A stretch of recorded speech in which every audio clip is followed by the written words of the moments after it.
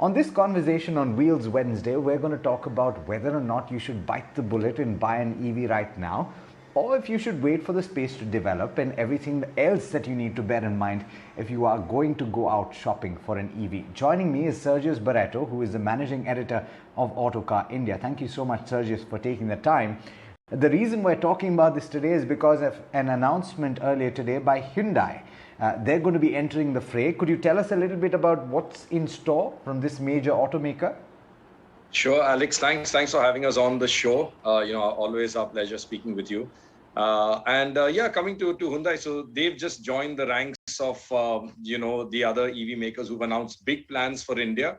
So today morning they had an announcement that effectively said they were going to get into the EV space, and by 2028 they would have 6 EVs. And what's interesting there is that of these 6, they would cover sedans, cars, SUVs, and the various price points too. So right from the mass segment to the mass sort of premium to the higher end premium as well. So really it's quite exciting news from Hyundai. So far we've got EVs like Mercedes-Benz and Jaguar and Audi who are at the top end, and then you have Tata, and just a few kind of choices like that, an MG. But I think what Hyundai are trying to do effectively is to plug various price points and various body styles, and that's quite a significant announcement from them. You know, that platform approach, which I don't think you've heard so far, right? Is that a sound strategy to follow?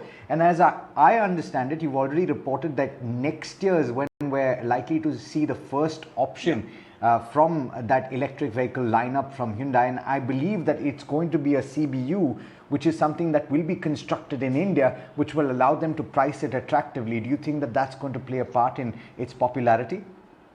Alex, actually what they will be doing next year, which is when the first of these EVs will roll out effectively, they have 2 platforms which they will develop their EVs on.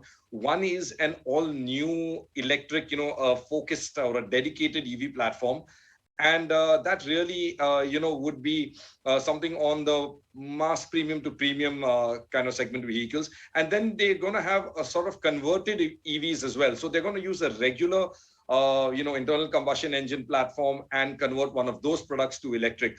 So if I were to liken examples today, if you look, let's say at Tata Nexon, it's a converted electric vehicle, Whereas we take, let's say, Tesla, which is quite popular despite not being here, is a born electric vehicle. And Hyundai are going down both routes, so that's quite exciting. They will start with a CBU, which is a completely imported unit. That's not going to be very affordable, obviously. But what's interesting is immediately after that, the year after that, is when we're going to have the mass segment EV. The third EV in India is going to be addressing the mass segment, and that's going to be localized to a large extent. It's going to be, and it will be built here. So that's I think something to look forward to for most buyers. So Sergius, I've not looked at the automotive sector for a while, and therefore my acronyms have gotten all confused. CKD is completely knocked down, of course, yes. And CBU is completely built up. All right, but having said that, what can someone anticipate from the mass premium segment that you were just talking about besides Hyundai? Is there something that is in the works? And also to talk about what is available right now, which is the Nexon. Do you think that a new entrant will be able to make enough of an impact and challenge what they've done so far? Yes. To answer your first question, Alex, there are others too. In fact, just before this, we've had both Mahindra and Tata announcing massive expansions into the electric space. As you know, both are actually players in the electric space. Mahindra historically have been actually the kind of like the first movers in India with the acquisition of Reva. The Reva electric car company. But they've not really capitalized on that first mover advantage. And so recently they've announced, massive plans in the EV space, and they want to have something, I think, as many as 8 EVs by 2027. Tata said they are going to have 10 EVs by 2026. Tata, of course, have kind of timed everything really right. They've got this sudden spurt in demand. People are pouring in terms of inquiries. Government is supporting in terms of subsidies, and Tata have a product in the mass segment. So will they be able to hold that advantage, which was your second question?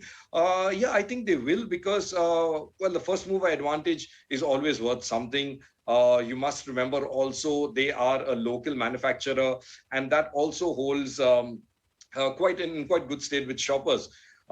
They've also got, of course, a very sound product, and by the time the others enter into the segment, Tata will have also learned a few tricks and gotten a lot of feedback. So I think they will be able to hold onto their share for sure, because you must also remember that the whole pie is going to expand, with more and more people coming in, with infrastructure developing, it's just definitely going to expand. So yeah, I think everyone's going to be able to get in and find a space.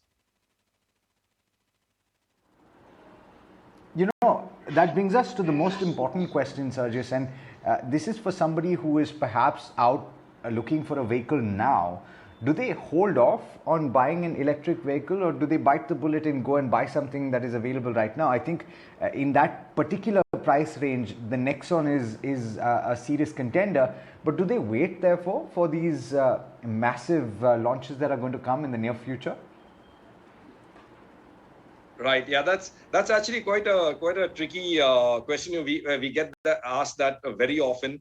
People keep asking me, should we wait? Will there be better EVs? Of course, there will be better EVs, as there will be better, automobiles. I think that's the whole point. The evolution keeps improving the product, and time keeps improving the product. Now, should you wait? If you can wait, and you've got your car sorted and your mobility sorted, yeah, you could wait. You'll definitely have a wider choice to choose from. But if you are looking for an EV, and you're afraid, are the current crop of EVs available? Are they a compromise in any way? Well, definitely not. They're really soundly engineered products. We've driven and tested them extensively. So they certainly do deliver in terms of performance. So as a product, there's no real reason why you should hold off. If you like the Nexon EV, perhaps you quite fancy the MG ZS, yeah, you can definitely go ahead and buy these products. They certainly perform well. You could be, of course, worried about, let's say, infrastructure. Now that's kind of developing also as we speak, And over here, my advice to a consumer would be, if it's going to be your only car and you're going to have a lot of long running, and you might do a trip now and then outstation, then an EV is for now best avoided. The infrastructure isn't there for you to complete long runs like a Bombay to Goa and back. You're going to have to stop 2 or 3 times to charge. And remember, charging times are not like a quick fill up, in a minute or so. So that's going to be a challenge. But if you are buying it as a second car, and it's going to be a city car, then by all means go ahead. They are fantastic city cars. The Nexon EV, which has a range of about, Tata claim, I think around 300. We've tested it and regularly get around 200 odd kilometers in the city. That's more than enough for your daily running, so to the office and shopping and stuff like that. So if it's a city vehicle that you're looking for and a second vehicle, I think, yeah, you can definitely go ahead and buy one. Absolutely, Sergius. It's been an absolute pleasure speaking with you. And I'm sure that we're going to have a lot to speak about over the course of the next couple of years. The space really is heating up. Absolutely. But yes. Unfortunately, we're completely out of time on this edition of The Money Show. It's been a pleasure bringing it to you. If you've got any questions for us, don't forget to send them to us on social media, or in fact on the WhatsApp number that I mentioned. Do stay tuned. This is ET Now.